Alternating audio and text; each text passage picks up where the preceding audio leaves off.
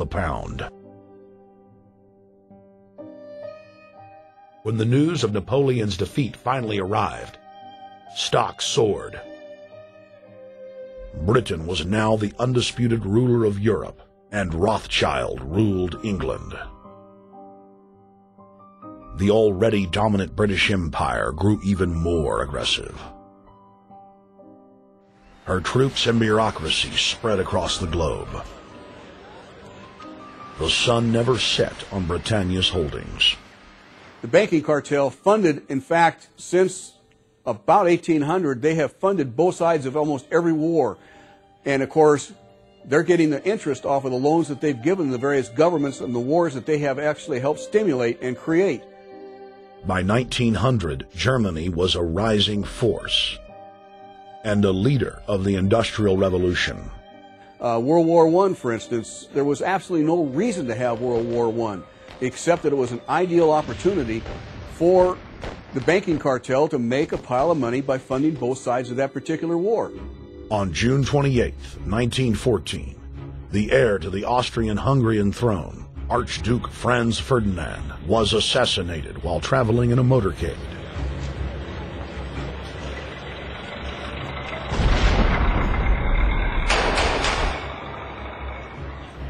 The Black Hand, a Serbian secret society with connections to French and British intelligence, took credit. World War I had begun.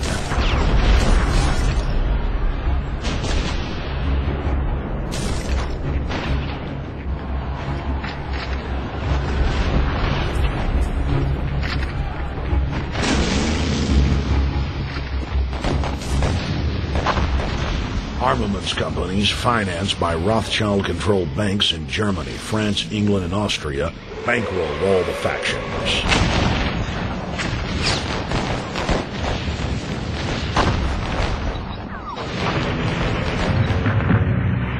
At least 20 million were killed in the war. It was a conflict so terrible the people vowed to never fight again.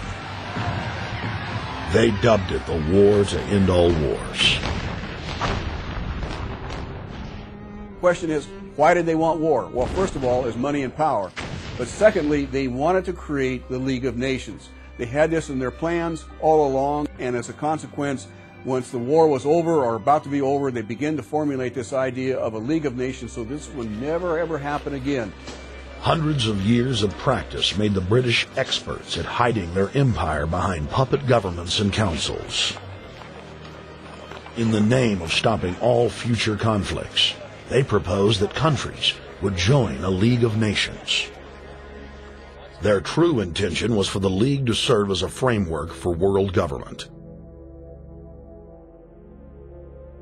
President Woodrow Wilson, who had spearheaded the establishment of the private Federal Reserve System in the United States in 1913, strongly supported the establishment of a League of Nations. Woodrow Wilson was a very naive president. He was basically a college professor that was grafted into this whole system. The League convened in Paris in 1919, but many nations recognized it as a threat to their sovereignty and refused to join. Frustrated by the U.S. Congress blocking the League of Nations, British intelligence, with the help of the Rockefeller family, set up the Council on Foreign Relations in New York City in 1921. The Council recruited the best and brightest of American life to support the growth of the Anglo-American Empire. The CFR's stated mission is to abolish all nation-states in favor of an all-powerful world government administered by a tiny elite. By 1930, the promoters of world government had split into two interlocking camps: the Fabian Socialists centered in London, and the Fascists based in Italy and Germany. National Socialism will use its own revolution for establishing a new world order. Adolf Hitler.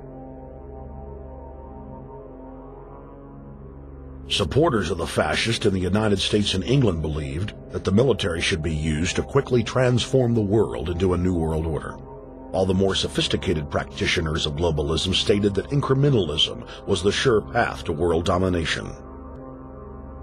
Congressional Medal of Honor winner Major General Smedley Butler went public in 1934, exposing an attempt by the robber barons to launch a military overthrow of the United States. The war hero testified to the McCormick-Dickstein Committee in Congress that some of the most powerful men in America had tried to recruit him to lead a military coup so they could set up National Socialism in the United States.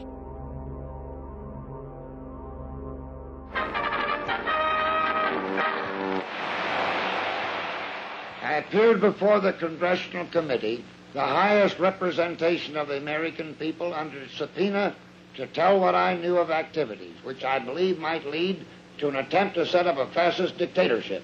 I was supposed to lead an organization of 500,000 men, which would be able to take over the functions of government. The fascists had also made deep inroads in England. Edward VIII, King of England, was forced to abdicate the throne because of his public support for Hitler. Also sich dabei nicht nur das negative Problem der Bekämpfung dieser Lehre und ihrer Organisation handelt, sondern die Durchführung der positiven Aufgabe der Gewinnung des deutschen Arbeiters für den nationalen Staat.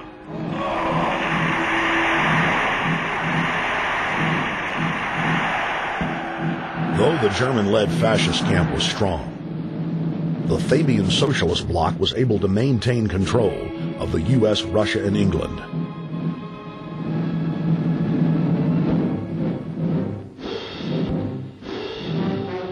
In the build-up to World War II, and during the conflict, the bankers again financed both sides, just as they had done with Napoleon.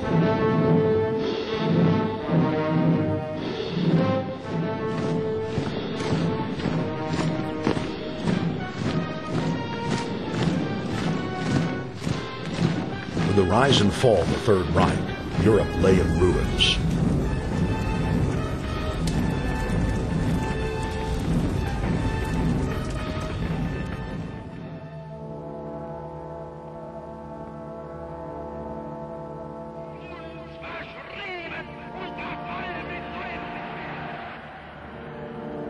Once again, the elite claimed that only global governance could save humanity from certain destruction.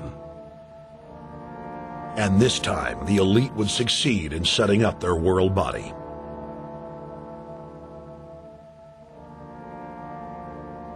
In April of 1945, at the Presidio Naval Base in San Francisco, the United Nations was founded by the victors of World War II. The United Nations complex was then built in New York City on land donated by John D. Rockefeller. Shortly after the elite established the United Nations as their base in the United States, the newly formed World Council quickly began work on the next phase in their plan, the incremental formation of continental superstates. The first step in their trilateral plan was the creation of the European Union. Unifying Europe had been tried many times and was extremely unpopular. Where Napoleon and Hitler had failed to accomplish their goals using force, the globalists would succeed using stealth. The British spearheaded the formation of the Council of Europe on May 5, 1949. The Treaty of London claimed to only establish trade ties between European nations, like NAFTA or GATT in North America.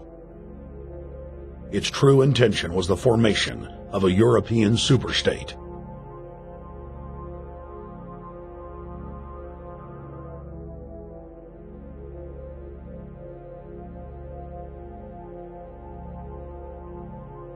In 1954, the elite of the planet met in secret at the Bilderberg Hotel in Oosterbeek, Holland. The Bilderberg Group would later admit that their mission was the formation of the EU. Once the EU was established, under the guise of trade deals, a North American Union and Asian Union would be formed. The three interlocking superstates formed the core of the global government, while the United Nations would serve as a world regulatory and enforcement body over the Third World subregions. The Bilderberg Group consists of the heads of all of the managing roundtable groups that steer individual countries. Picture the elite power structure of the world as a giant pyramid, with only the elite of the elite at the tip top of the